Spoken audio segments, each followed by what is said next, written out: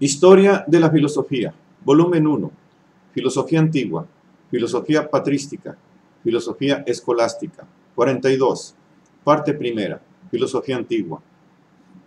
Capítulo 13, el estoicismo.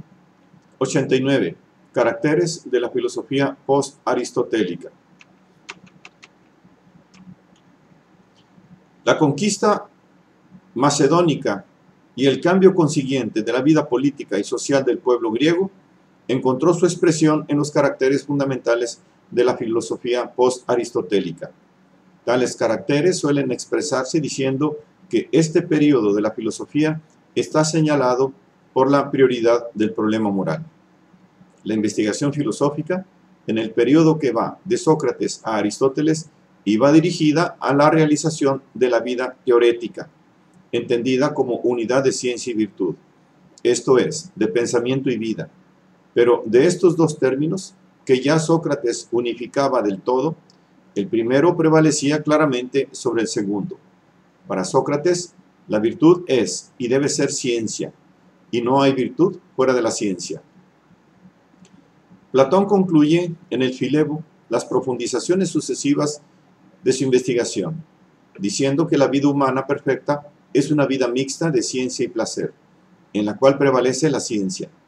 Aristóteles considera la vida teorética como la más alta manifestación de la vida humana y él mismo encarna y defiende con sus obras los intereses propios de esta actividad, llevando su investigación a todas las ramas de lo cognoscible.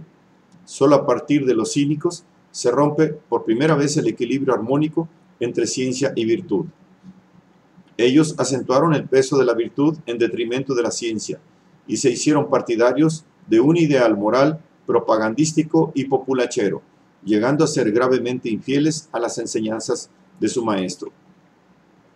Pero la quiebra definitiva de la armonía de la vida teorética en favor del segundo de sus términos, de la virtud, se encuentra en la filosofía post-aristotélica. La fórmula socrática, la virtud es ciencia, es sustituida por la fórmula de la ciencia es virtud. El objetivo inmediato y urgente es la búsqueda de una orientación moral a la cual debe estar subordinada como a su fin la orientación teorética. El pensamiento debe servir a la vida y no la vida al pensamiento. En la nueva fórmula, los términos que en la antigua hallaban su unidad se oponen el uno al otro, de modo que se siente la necesidad de escoger entre ellos aquel que más importa y subordinarle el otro. La filosofía es todavía y siempre investigación, pero investigación de orientación moral, de una conducta de vida que ya no tiene su centro y su unidad en la ciencia, sino que subordina la ciencia, así como el medio al fin. Por este camino, la filosofía griega había de ofrecer aún a la humanidad enseñanzas vitales, pero ya no podía suscitar de su seno aquellas grandes figuras que han señalado al hombre las líneas maestras de la especulación. 90. La escuela estoica. De las tres grandes escuelas post-aristotélicas, desde el punto de vista histórico, la estoica es la más importante de ellas. La influencia del estoicismo había sido decisiva en el último periodo de la filosofía griega, en que las corrientes neoplatónicas hacen propias muchas de sus doctrinas, en la patrística, en la escolástica árabe y latina, en el Renacimiento. Solamente es comparable a la de Aristóteles y muchas veces se desarrolló en concomitancia con la doctrina aristotélica, sugiriendo evoluciones y correcciones que fueron incorporadas a la misma y a veces han sido consideradas como partes integrantes suyas. En el mismo sentido de la filosofía moderna y contemporánea, la acción del estoicismo continúa, aunque de manera indirecta, o en forma de doctrinas que el sentido común, la sabiduría popular y la tradición filosófica han aceptado y aceptan sin preocuparse de someterlas a discusión. Aquí se puede solamente indicar algunas de estas doctrinas a las que más de una vez habrá ocasión de hacer referencia a lo largo de esta historia. La primera de ellas es la de la necesidad del orden cósmico, con las nociones incluidas en el mismo de destino y providencia. Esta doctrina ha servido de fundamento a todas las elaboraciones teológicas que se han producido desde el platonismo en adelante y ha valido como criterio interpretativo del propio aristotelismo. La definición de la lógica como dialéctica, la teoría del significado, de la proposición y del razonamiento inmediato han dominado el desarrollo de la lógica en los últimos siglos de la Edad Media, constituyendo una segunda parte de la lógica misma como continuación a la de derivación aristotélica, y han contribuido, a partir de los mismos antiguos aristotélicos, a integrar o interpretar las teorías lógicas aristotélicas. Las doctrinas del ciclo cósmico o del eterno retorno y de Dios como alma del mundo han constituido y constituyen todavía un punto constante de referencia de las concepciones cosmológicas y teológicas. El análisis de las emociones y su condena, el concepto de la autosuficiencia y de la libertad del sabio, se han mantenido y se mantienen entre las formulaciones más típicas de la ética tradicional. La ética kantiana se refiere estrictamente a la noción del deber elaborada por los estoicos. La noción de valor, hallada también por ellos, ha resultado fecundísima en las discusiones éticas. La identificación de libertad y necesidad, el cosmopolitismo, la teoría del derecho natural, son doctrinas cuya importancia y vitalidad es poco menos que inútil subrayar. El fundador de la escuela fue Zenón de Citium, en Chipre. Se conoce con verisimilitud el año de su nacimiento, 336 o 335 antes de nuestra era, y el año de su muerte, 264 o 263 antes de nuestra era. Llegado a Atenas, alrededor de sus 22 años, se entusiasmó leyendo los escritos socráticos, los memorables de Jenofonte y la apología de Platón, por la figura de Sócrates, y creyó haber encontrado un Sócrates redivivo en el cínico Crates, de quien se hizo discípulo. Luego fue discípulo de Estilpón y de Teodoro Crono.